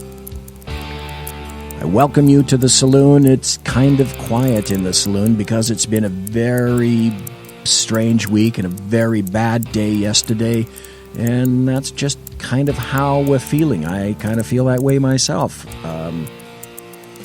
I wish I had a lot more positive things to say. We can say that Representative Scalise is still here. He is still fighting for his life. I wish him Godspeed. I wish him all the best. Prayers, keep him in your prayers, if you will.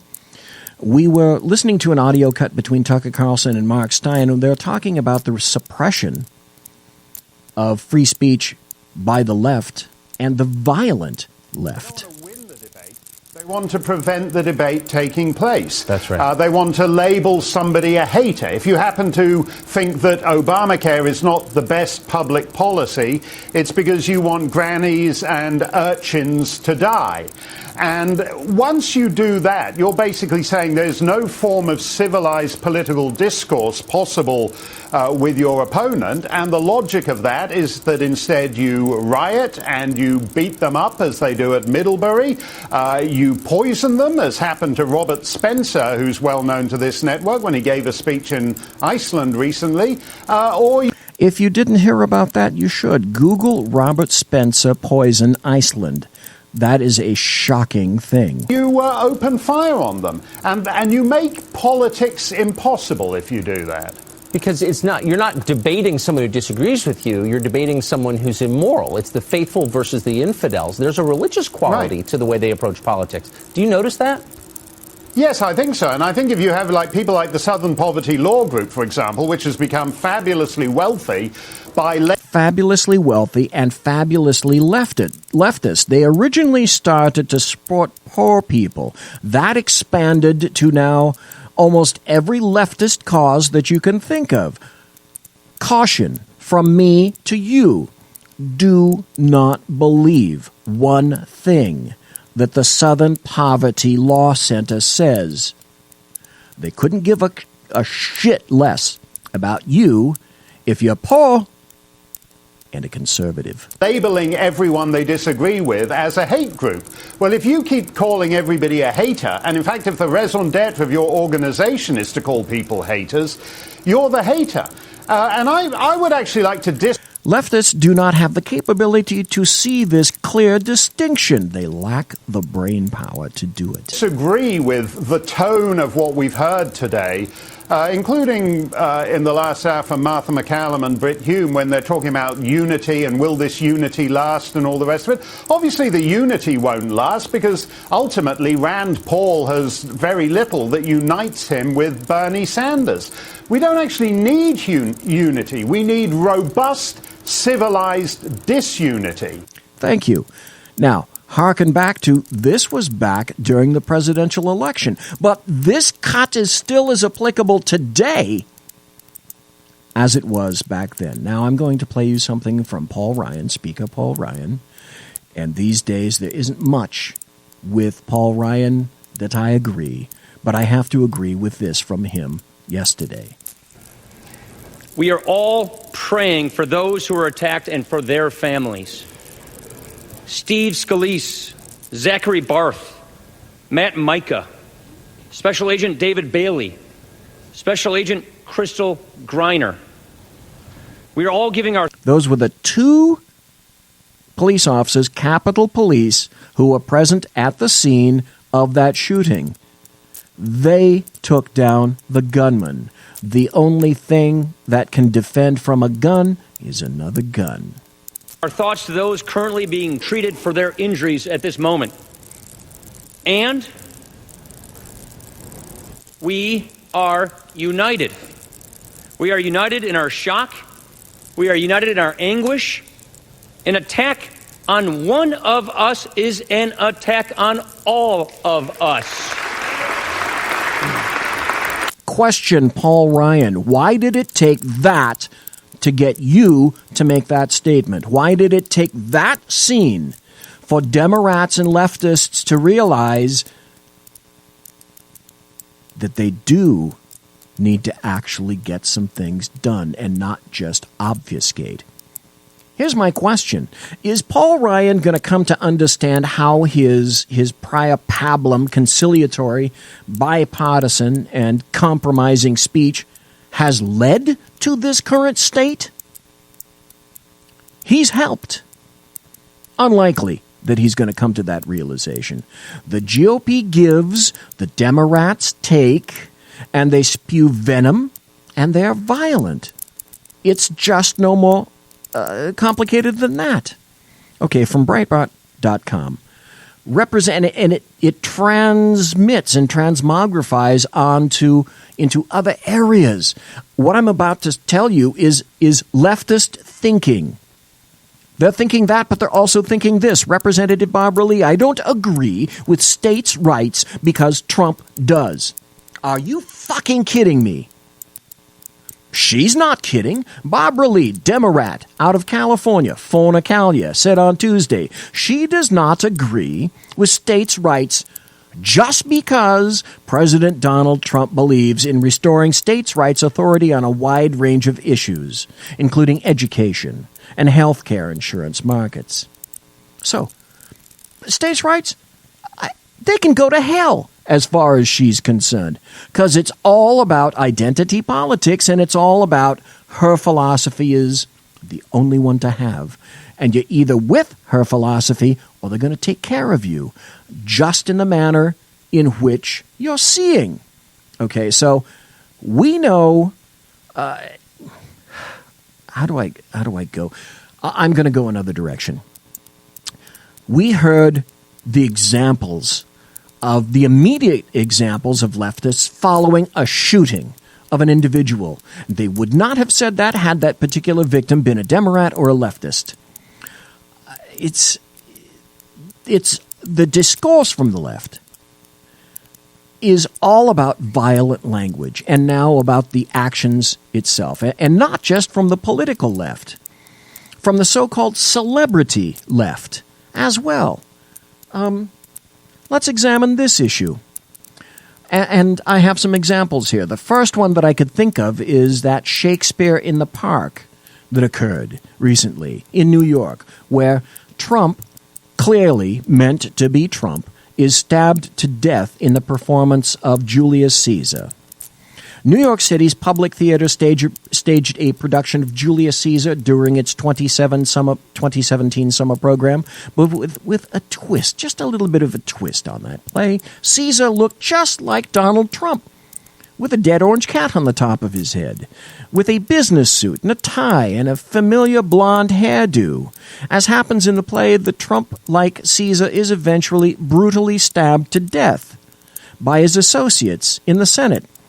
This is displayed in a park. People are saying in a park where anybody can come, kids, children.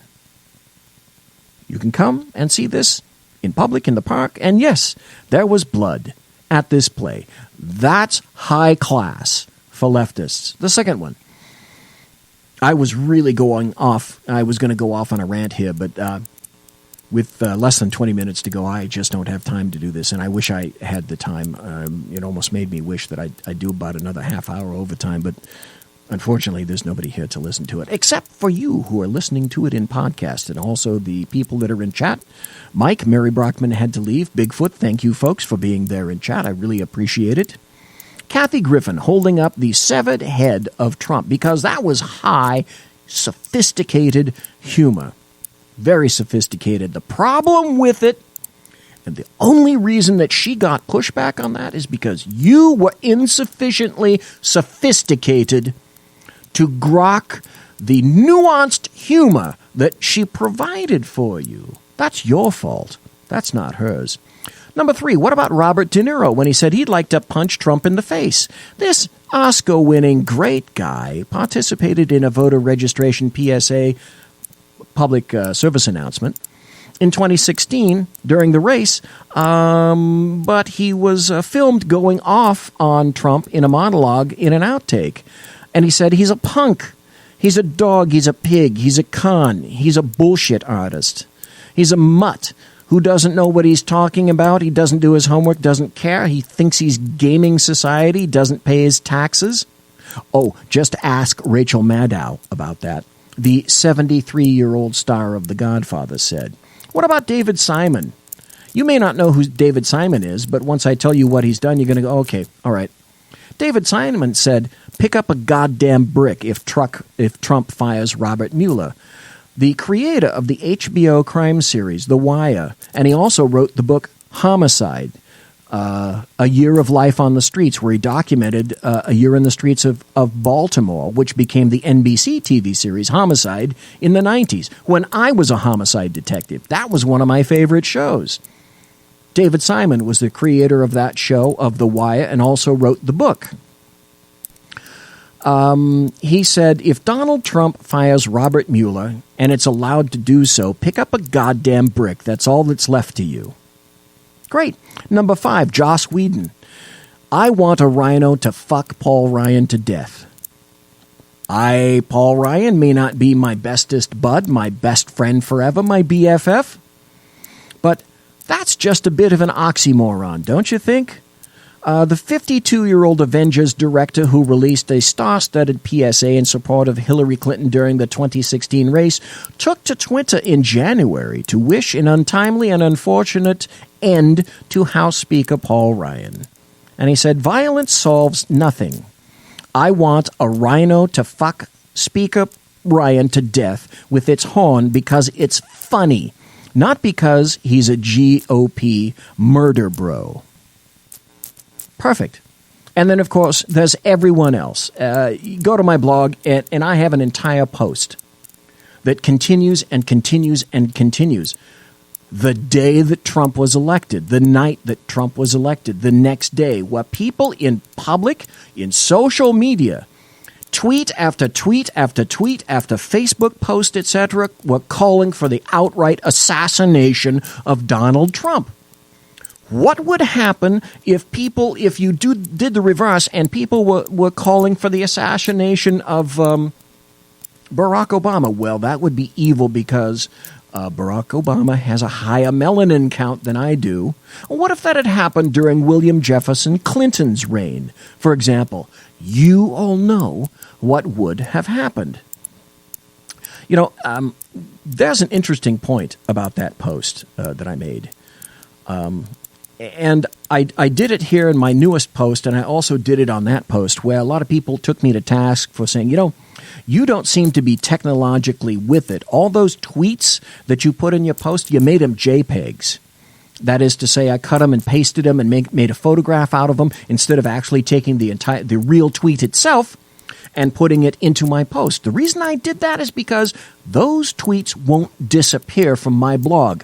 I own it. Twitter can do any fucking thing it wants with its tweets because they own it. They can take you down. They can put you back, they can replace you, they can eliminate you wholesale on their social media because they own it. But those tweets that I put here, I make a photograph of because they will be on the internet on my blog forever, no matter who decides to take them down. Paul Joseph Watson makes a very interesting overall summary here that I'd like to play for you.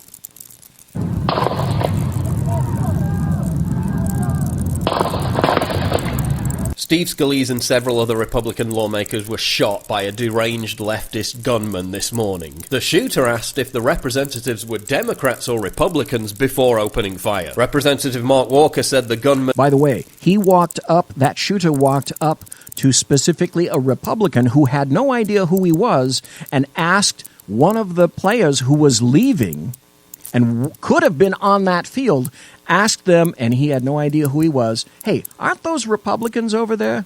Right over there?" And the guy, not knowing who he was, said, "Yeah, that's exactly who they were." And, quote, was there to kill as many Republican members as possible. Before the shooter was named, I was smeared by the left for saying this was a terror attack carried out by an anti-Trump leftist radicalized by hysterical mainstream media propaganda. Oh look, turns out it was a terror attack carried out by an anti-Trump leftist radicalized by hysterical mainstream media propaganda. He was a Bernie Sanders supporter. Bernie Sanders voter. He said Trump should be locked up for treason. He was obsessed with conspiracy theories about Russia interfering in the election. There are consequences to going Russia, Russia, Russia, Russia. Just like Joseph Goebbels. And what you're seeing now are the reactions in mass and continuing and growing on behalf of leftists, Democrats, and anarchists all across the nation. He loved The Daily Show, John Oliver, and Rachel Maddow. He literally said, quote, "One of my favourite TV shows is The Rachel Maddow Show on MSNBC." So it was a terrorist attack targeting conservatives carried out by a deranged anti-Trump, Russian collusion-obsessed leftist. Yeah, gonna be hard for the mainstream media to spin that one, isn't it? Oh, but this guy on CNN says the shooter was just tired, and Wolf Blitzer said nothing to challenge it. He wasn't evil. This is a citizen. This is a brainwashed pod. Listen.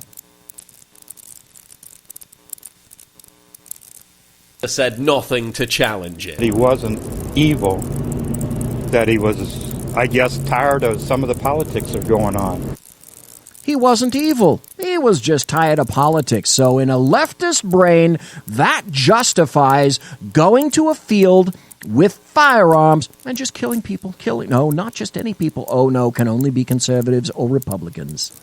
That's what we just heard. Give me a break. Can you imagine the freak out if an InfoWars fan tried to massacre a bunch of Democrats? Just like the Orlando massacre was Islamic terrorism, this was leftist terrorism. Exactly. Thank you.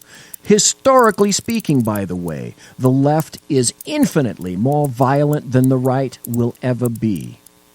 I know because I lived through it all in California, in Fornicalia in the 70s, with the SLA, the Black Panthers. That was all in my area. I remember the law enforcement officers dying behind that. I remember having to go out to your automobile at the beginning of shift and running a mirror under your car to make sure that there weren't bombs underneath it. It's not about gun control. It's about a dominant culture that since before Trump was even elected has greased the skids for left-wing domestic terrorism. How many times have you heard me warn that the media, the left, and Hollywood's rampant anti-Trump hysteria was legitimizing violence against conservatives? Loretta Lynch talking about blood on the streets. They've marched. They've bled. Yes, some of them have died.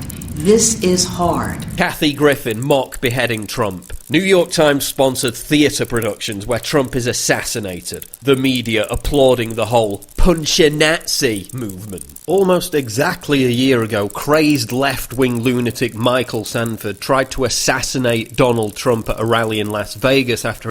Forgot about that one too, didn't you? Go to my blog and you'll see this particular video. You'll be reminded. He grabbed an officer's gun, and the media barely even reported on it. What do you think would have happened had that been someone who said he or she was on the right at some kind of a conclave with people on the left? You would have heard about it continuously for at least a week or the entire month. Celebrities envisioning anti-Trump violence over and over again. It's time to take some responsibility. This is your fault. What do you think's going to happen when you relentlessly signal to deranged crazies that Trump and his administration are committing treason and are illegitimate? This. Exactly this. This is the context in which the shooting took place. And guess what? Leftists were more outraged about me pointing out these facts than they were other leftists. Here's one, for example, that says 5 Republicans possibly shot. Not enough. But let's get those seats. Fuck Steve Scalise. He does more damage every day than the 99% can. As a matter of fact, let me go back so that I can read some of these. This is the context in which the shooting took place. And guess what? Here's a tweet. It says, when you were telling us to tone down the rhetoric, I don't recall Ron Paul voters attempting to massacre Democrats. That was from Paul Leftists Joseph Watson. Were more outraged about me pointing out these facts. He said, I'm far from happy. I'm fucking furious that the left's hysterical, violent rhetoric is causing innocent people to be shot. That was Watson, who's narrating this video. Than they were other leftists celebrating the congressman being shot. And here's one from a person called the Electric Warrior. He says in his tweet, fuck them. Disappointed he didn't shoot 6 or 7 more Republicans to get his point across. A Bernie supporter, too. God, let that sink in. Then there's another one from Evan at Abney, 1989. Steve Scalise deserved to get shot. Fuck him.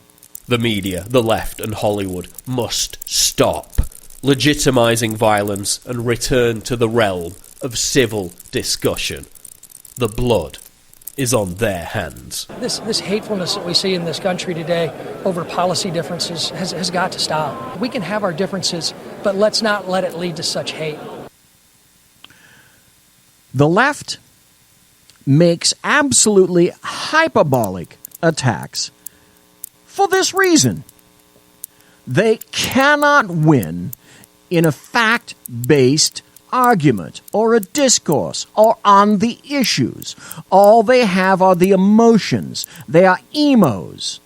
And that translates into violence because for the past 8 fucking years, it has been condoned, tacitly and overtly condoned by the Barack Hussein Obama administration. I lay this shite directly on the prior administration and the hijacking of American government. And they are absolutely beside themselves, having thrown camshaft after one another, that they lost on November 8th. They're still back on November 9th, where they think that perhaps they can go back into a booth and take it all back. They're like a little millennial, a Gen Z gamer, where they go in, they get shot, they killed it, and all they need to do is click on another button, they get another life. And of course, they're going to get another election. And it's the same thing that's happening across the pond in Europe. Brexit was voted on by the people in the UK to leave the European Union. Now there are elements in the UK government who say we need to invalidate completely the voters and make sure that the UK remains. That's over here now. They make hyperbolic attacks. They lack fact-based arguments. Leftists do not want to hear thoughtful disagreement. They don't wish to hear any disagreement at all. And this just in. Earlier today, I just found this just before I went on the air. This came from Fox59.com. It's coming. No, it's not just coming. It's here. It occurred yesterday, and these fucktards are being emboldened. Here's the headline. Several shots fired at truck flying Make America Great Again flag on I-465. Today. That's today. Just a few hours ago. Indianapolis, Indiana. Indiana State Police say shots were fired at a truck carrying a Make America Great Again flag and an American flag on eastbound I-465. Officers believe the shots were fired from a newer white four-door Chevrolet Malibu with a Louisiana plate near Emerson Avenue around 4 p.m. Mike, go get 'em.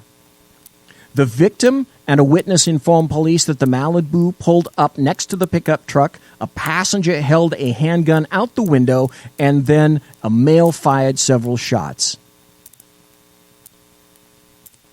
And as I said, this is just the beginning. People are talking about some sort of a civil war. I don't know if it's a civil war. I'd call it a social insurrection, societal chaos, because at this point, I really have no idea in which form it's going to take. But trust me, it's coming, and it's going to be unpleasant. And it may lead, in fact, to a civil war. It's not stopping. It's going to get worse before it gets better. If you go to my blog, you see that, and I'll be the first to admit, that's why I write, I am pushback. Because, folks, I've had numerous bloggers go away, and now that I've got a voice on a radio show, trust me, I'm going nowhere. I am pushback. Monsieur has been locked!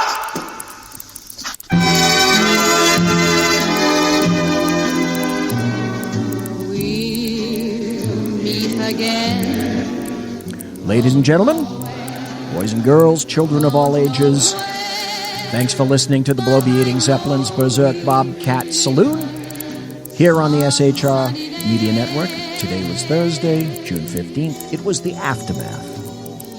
If you want to contact me, you can find me on Twitter at BZEP, on Gab at BZEP, and on my blog at bloviatingzeppelin.net.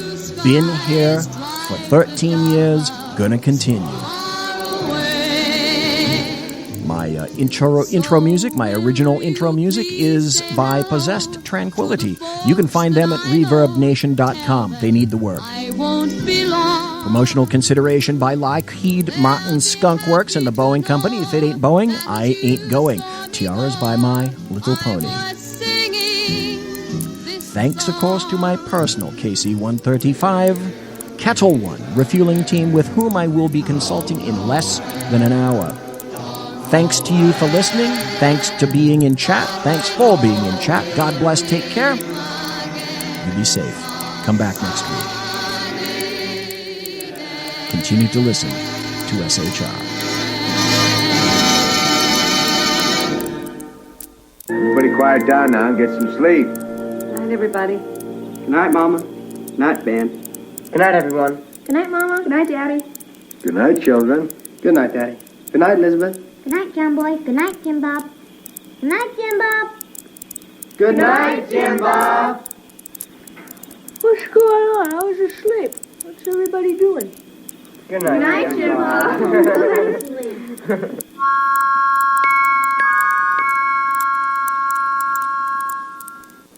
Good night, and good luck.